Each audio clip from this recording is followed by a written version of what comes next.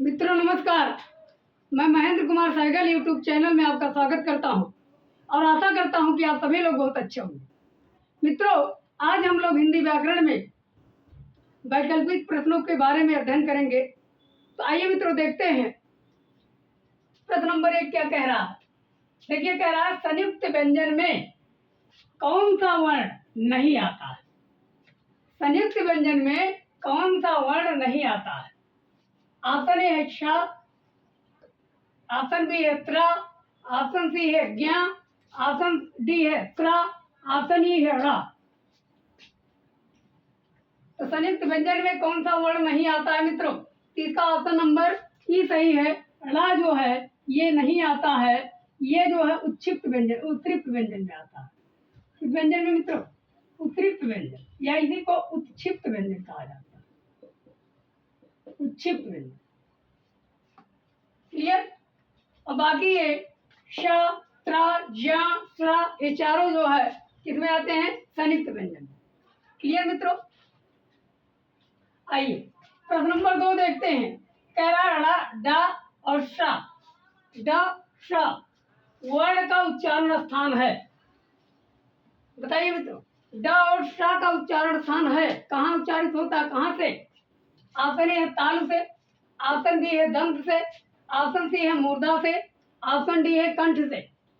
बताइए मित्रों, ड और षष्ठी सा का उच्चारण कहाँ से होता है? ताल से होता है, दंत से होता है, मूर्धा से होता है कि कंठ से होता है? कहाँ से होता है मित्रों? ऑप्शन नंबर सी सही है, मूर्धा से होता है। इसका संस्कृत में सूत्र भी दिया गया है, ऋतु रसाड़ा मूर्धा, ऋतु रसाड़ा मूर्धा। री और टा वर्ग, टा ठ ढ ढ ड़, और जो है र और श, इसका उच्चारण कहाँ से होता है? मूर्धा। तो आइए मित्रों प्रश्न नंबर 3 देखते हैं। कह रहा है खरारी शब्द में कौन सा समास होगा? खरारी शब्द में कौन सा समास होगा मित्रों? बताइए। ऑप्शन ए है तत्पुरुष समास, ऑप्शन बी है बहुब्रीहि समास, ऑप्शन सी है कर्मधारय समास, ऑप्शन डी है अव्ययीभाव समास। बताइए मित्रों, खरारी शब्द में कौन सा समास होगा? तत्पुरुष होगा, बहुब्रीहि होगा कि कर्मधारय होगा कि अव्ययीभाव होगा? तो मित्रों खरारी शब्द में बहुब्रीहि समास होगा। कौन समास? बहुब्रीहि समास। लेकिन यदि विकल्प में बहुब्रीहि समास ना दिया हो तब तत्पुरुष हो जाएगा। तब क्या हो जाएगा मित्रों? तत्पुरुष समास हो जाएगा। लेकिन जब विकल्प में बहुब्रीहि समास ना दिया हो तो अच्छा खरारी कैसे होगा? खरारी जो है किसकी पर्यायवाची है? राम की पर्यायवाची है। खर के अरि हैं जो वह, खर के अरि हैं जो वह अर्थात कौन? राम। खर को किसने मारा था? अरि माने शत्रु भी होता है और अरि माने मारना भी होता है। तो खर के शत्रु कौन थे? राम। खर के शत्रु कौन थे? राम थे। क्यों? खर और धूसर दोनों भाई थे ना, जो गधे का रूप धारण करते थे। इसीलिए खर जो है गधे की पर्यायवाची भी बनती है। खर किसकी पर्यायवाची है? गधे की। तो आइए मित्रों प्रश्न नंबर 4, कवि शब्द में कौन सा संधि होगा? कवि शब्द में कौन सा संधि होगा? ऑप्शन ए व्यंजन संधि, ऑप्शन बी है विसर्ग संधि, ऑप्शन सी है यण संधि, ऑप्शन डी है अयादि संधि। बताइए मित्रों, कवि शब्द में कौन सा संधि होगा? ऑप्शन ए है व्यंजन संधि, ऑप्शन बी है विसर्ग, ऑप्शन सी है यण संधि, ऑप्शन डी है अयादि संधि। तो मित्रों कवि में कौन संधि होगा? तो यहाँ ऑप्शन नंबर डी सही है मित्रों, अयादि संधि होगा। कवि का जो संधि विच्छेद हो जाएगा को धन ई, को धन ई। इसका एक सूत्र है यचो अवय आव, तो ओ का क्या हो जाता है? अव। और जब अव में ई जुड़ेगा तो अवि हो जाएगा। अब का धन अवि, भैया कवि का हो जाएगा, भैया कवि हो जाएगा। आइए प्रश्न नंबर 5 देखते हैं। कह रहा है वेणु भिन्न मृदंग बाजत दुदुम्भी बहुभेव, वेणु भिन्न मृदंग बाजत दुदुम्भी बहुभेव, इस वाक्य में कौन सा छंद है? इस काव्य में कौन सा छंद है? बताइए मित्रों। वेणु भिन्न मृदंग बाजत दुदुम्भी बहुभेव, इस काव्य में कौन सा छंद है? इसमें कौन सा छंद है मित्रों? बताइए। ऑप्शन ए है चौपाई, ऑप्शन बी है चौपाई, ऑप्शन सी है सोरठा, ऑप्शन डी है रूपमाला। बताइए मित्रों, कौन सा छंद है? वेणु बिन मृदंग वाजत दुदुम्बी बहुवेव। इस काव्य में कौन सा छंद है मित्रों? इस काव्य में रूपमाला छंद है। और रूपमाला छंद के जो प्रवर्तक माने जाते हैं, जो सम्राट माने जाते हैं, वो केशवदास माने जाते हैं मित्रों। रूपमाला छंद, वेणु बिन रूपमाला छंद में कितनी मात्राएं होती हैं? तो रूपमाला छंद में जो है टोटल तो अगर देखा जाए 24 मात्राएं, लेकिन 14 और 10 पर यति होता है। सममात्रिक छंद है। कौन छंद है? सममात्रिक छंद है। और 14 और 10 पर क्या होता है? यति होता है। इसमें 14 और 10 पर क्या होता है? यति, यति होता है मित्रों। देखिए अगर मात्रा लगाओ तो 2 2 1 1 1 2 1 2 1 1 1 2 2 1 1 2 1। देखिए यहाँ यति लगा, यति के बाद कितनी मात्रा है? 10 होनी चाहिए। तो 5 ये हो गया, 5 ये हो गया, 5 5 10। इधर देखो 2 2 4 4 2 6 6 4 10 और 10 4 14, 14 और 10 होता है। क्लियर मित्रों? आइए प्रश्न नंबर 6 देखते हैं क्या कह रहा है। कहता कौन गांधी श्रेष्ठ? कहता कौन गांधी श्रेष्ठ जो अंग्रेजों को दिए भगाए? कहता कौन गांधी श्रेष्ठ जो अंग्रेजों को दिए भगाए? काव्य में कौन अलंकार है या काव्य में अलंकार है? बताइए। ऑप्शन ए है मानवीकरण, ऑप्शन बी है श्लेष अलंकार, ऑप्शन सी है विशेषोक्ति अलंकार, ऑप्शन डी है ब्याज स्तुति अलंकार। बताइए मित्रों, कहता कौन गांधी श्रेष्ठ जो अंग्रेजों को दिए भगाए, इस काव्य में कौन सा अलंकार है? तो मानवीकरण अलंकार है, श्लेष अलंकार है, कि विशेषोक्ति अलंकार है, या ब्याज स्तुति अलंकार है? यहाँ मित्रों ब्याज स्तुति अलंकार है। कौन अलंकार है मित्रों? ब्याज स्तुति अलंकार। ब्याज मीन्स होता है निंदा। ब्याज माने, ब्याज मीन्स क्या होता है? निंदा। और स्तुति माने प्रशंसा। जहाँ निंदा के बहाने, जहाँ किसी काव्य में निंदा के बहाने प्रशंसा किया जाए, निंदा के बहाने क्या किया जाए मित्रों? प्रशंसा किया जाए, तो वहाँ क्या होता है? ब्याज स्तुति अलंकार होता है। तो देखिए क्या कह रहा है। पहले यहाँ गांधी जी को क्या कहा जा रहा है कि जो है उनका इंसल्ट किया जा रहा है, निंदा की जा रही है। कहता कौन गांधी श्रेष्ठ? कौन कहता है कि गांधी श्रेष्ठ है? लेकिन फिर बाद में उनकी प्रशंसा की जा रही है, जो अंग्रेजों को दिए भगाए। लेकिन उन्होंने क्या कर दिया था? अंग्रेजों को भगा दिया था। यहाँ प्रशंसा की जा रही है, यहाँ निंदा की जा रही है। जहाँ निंदा के बहाने प्रशंसा की जाए वहाँ ब्याज स्तुति अलंकार होता है।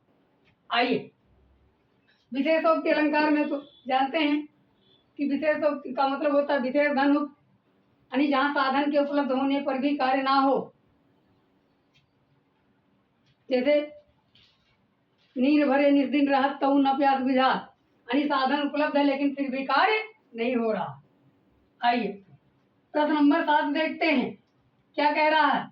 मेरे घर 4 लोग आए थे। मेरे घर 4 लोग आए थे। रेखांकित शब्द में, मेरे घर 4 लोग आए थे, तो रेखांकित शब्दों में कौन सा विशेषण है? मेरे घर कितने लोग आए थे? 4 लोग आए थे। इस यानी रेखांकित शब्द में कौन सा विशेषण है? तो रेखांकित शब्द यही है 4 लोग। तो 4 लोग में कौन सा विशेषण होगा? ऑप्शन ए है संख्यावाचक, ऑप्शन बी है निश्चित परिमाण, ऑप्शन सी है निश्चित अनिश्चित संख्या, ऑप्शन डी है गुणवाचक विशेषण। बताइए मित्रों, मेरे घर 4 लोग आए थे, रेखांकित शब्द में कौन सा विशेषण है? संख्यावाचक विशेषण है कि निश्चित परिमाणवाचक विशेषण है कि अनिश्चित संख्यावाचक विशेषण है कि गुणवाचक विशेषण? बताइए मित्रों। यहाँ संख्यावाचक विशेषण है मित्रों। कौन विशेषण है? संख्यावाचक विशेषण। ऑप्शन नंबर ये सही है। क्यों? संख्यावाचक में क्या है? निश्चित संख्यावाचक विशेषण है, क्योंकि 4 लोगों के क्या कर रहा है? 4 लोगों के निश्चितता का बोध करा रहा है। क्लियर मित्रों? अब हम लोग प्रश्न नंबर 8 देखते हैं क्या कह रहा है। कह रहा है वह छात्र को पुस्तक पढ़ाता है। वह छात्र को क्या पढ़ाता है मित्रों? पुस्तक पढ़ाता है। इस वाक्य में कौन सी क्रिया है? वह छात्र को पुस्तक पढ़ाता है, इस वाक्य में कौन सी क्रिया बनेगी? बताइए। ऑप्शन ए है आकर्मक, ऑप्शन बी है सकर्मक, ऑप्शन सी है एक कर्मक, ऑप्शन डी है द्विकर्मक। बताइए मित्रों। वह छात्र को पुस्तक पढ़ाता है, इस वाक्य में कौन सी क्रिया है मित्रों? अकर्मक है कि सकर्मक है कि एक कर्मक है कि द्विकर्मक है? तो मित्रों यहाँ कितने कर्म बन रहे हैं पहले तो आप ये ध्यान देना। देखिए, पढ़ाता है तो ये क्या हो गया? क्रिया। अब क्रिया का मतलब प्रभाव किस पर पड़ रहा है? पुस्तक पर। अब पुस्तक पर पड़ रहा है तो ये क्या हो गया? पुस्तक कर्म। पुस्तक क्या हो गया? एक कर्म। और छात्र क्या हो गया? दूसरा कर्म। कितने कर्म है भैया? द्विकर्म। और द्विकर्म है तो इसीलिए क्या हो जाएगा? द्विकर्मक होगा मित्रों। इसका मतलब ऑप्शन नंबर डी सही है। कौन सही है? ऑप्शन नंबर डी सही है। तो आइए मित्रों हम लोग प्रश्न नंबर 9 की तरफ चलते हैं।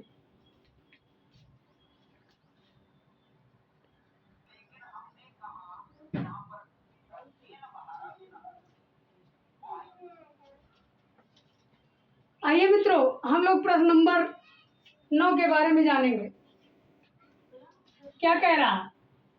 कह रहा उससे बैठा नहीं जाता है, इस वाक्य में कौन सा वाच्य होगा? उससे बैठा नहीं जाता है, इस वाक्य में कौन सा वाच्य होगा मित्रों? ऑप्शन ए है कर्तृवाच्य, ऑप्शन बी है कर्मवाच्य, ऑप्शन सी है भाववाच्य, ऑप्शन डी है ए और बी दोनों। बताइए मित्रों। उससे बैठा नहीं जाता है, इस वाक्य में कौन सा वाच्य बनेगा? कर्तृवाच्य या कर्मवाच्य या भाववाच्य या ए और बी दोनों? बताइए मित्रों। उससे बैठा नहीं जाता है, इसमें जहां नकारात्मक आता है मित्रों तो वहां ज्यादातर वाक्य क्या होता है? भाववाच्य होता है। कौन वाच्य होगा? भाववाच्य। उससे बैठा नहीं जाता है, बल्कि ये टेट में पूछा भी गया, टेट की परीक्षा में पूछा भी गया कि उससे बैठा नहीं जाता है, कौन वाच्य? भाववाच्य। आइए मित्रों प्रश्न नंबर 10 देखते हैं क्या कह रहा है। पतंग उड़ाया जाता है, इस वाक्य में कौन सा वाच्य होगा? पतंग उड़ाया जाता है, इस वाक्य में कौन सा वाच्य होगा? बताइए मित्रों। ऑप्शन ए है कर्तृवाच्य, ऑप्शन बी है भाववाच्य, ऑप्शन सी है कर्मवाच्य, ऑप्शन डी है इसमें से सभी। बताइए मित्रों। पतंग उड़ाया जाता है, इस वाक्य में कौन सा वाच्य है? कर्तृवाच्य है या भाववाच्य है या कर्मवाच्य है या इसमें से कोई नहीं? ये इसमें से सभी हैं। तो मित्रों पतंग उड़ाया जाता है, यहाँ कौन सा होगा मित्रों? ऑप्शन नंबर बी सही होगा, कर्मवाच्य। क्यों कर्मवाच्य होगा? क्योंकि पतंग यहाँ कर्म है। अब कर्म के हिसाब से जब क्रिया बदलता है, कर्म पुल्लिंग है, पतंग क्या है? पुल्लिंग है, और उड़ाया जाता है ये भी पुल्लिंग है। जब कर्म के अनुसार क्रिया होगी तो वहाँ कर्मवाच्य, और जब कर्ता के अनुसार क्रिया होगी तो वहाँ जो है कर्तृवाच्य। जब कर्ता और कर्म दोनों के अनुसार नहीं होगी तो वहाँ भाववाच्य होता है। क्लियर मित्रों? यहाँ पतंग उड़ाया जाता है, कौन वाच्य होगा? कर्मवाच्य। आइए प्रश्न नंबर 11 देखते हैं। कह रहा वह बाजार जा चुका था, वह बाजार जा चुका था, इस वाक्य में कौन सा काल होगा? वह बाजार जा चुका था, वह बाजार जा चुका था, इस वाक्य में कौन सा काल है? बताइए मित्रों। ऑप्शन ए है अपूर्ण भूतकाल, ऑप्शन बी है आसन्न भूतकाल, ऑप्शन सी है पूर्ण भूतकाल, ऑप्शन डी है सामान्य भूतकाल। बताइए मित्रों।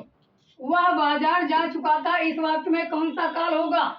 अपूर्ण भूतकाल कि आसन्न भूतकाल या पूर्ण भूतकाल या सामान्य भूतकाल? मित्रों पहले चीज ऐसे देख लीजिए, ये क्रिया कुछ समय पहले हो चुकी है, और जो क्रिया जहां भी बहुत समय पहले हो चुकी हो तो वहां पूर्ण भूतकाल होता है। कौन भूतकाल मित्रों? पूर्ण भूतकाल। क्लियर? जैसे यहाँ कहा गया वह बाजार जा चुका था, इसका मतलब अभी की बात नहीं है, बहुत समय पहले ये क्रिया पूरी हो चुकी है, तो वहां क्या हो जाएगा? पूर्ण भूतकाल मित्रों। आइए प्रश्न नंबर 12 देखते हैं मित्रों क्या कह रहा है। कह रहा निम्नलिखित में से कौन शब्द स्त्रीलिंग है? निम्नलिखित में से कौन शब्द क्या है? स्त्रीलिंग है। ऑप्शन ए है सोना, ऑप्शन बी है तांबा, ऑप्शन सी है पन्ना, ऑप्शन डी है चांदी। बताइए मित्रों, निम्नलिखित में से कौन शब्द स्त्रीलिंग है? बताइए मित्रों। सोना, तांबा, पन्ना, चांदी। यहाँ चांदी क्या है मित्रों? स्त्रीलिंग है। चांदी क्या है? स्त्रीलिंग है। सभी धातुओं के नाम क्या होते हैं? पुल्लिंग होते हैं, लेकिन चांदी जो है वो क्या होता है? स्त्रीलिंग होता है। क्लियर? तो सोना भी धातु है, तांबा भी धातु है, जबकि पन्ना एक पत्थर है, मूल्यवान पत्थर है, तो पन्ना भी पुल्लिंग होता है। क्लियर मित्रों? अब प्रश्न नंबर 13 देखते हैं क्या कह रहा। कह रहा है सोहन पाप से घृणा करता है।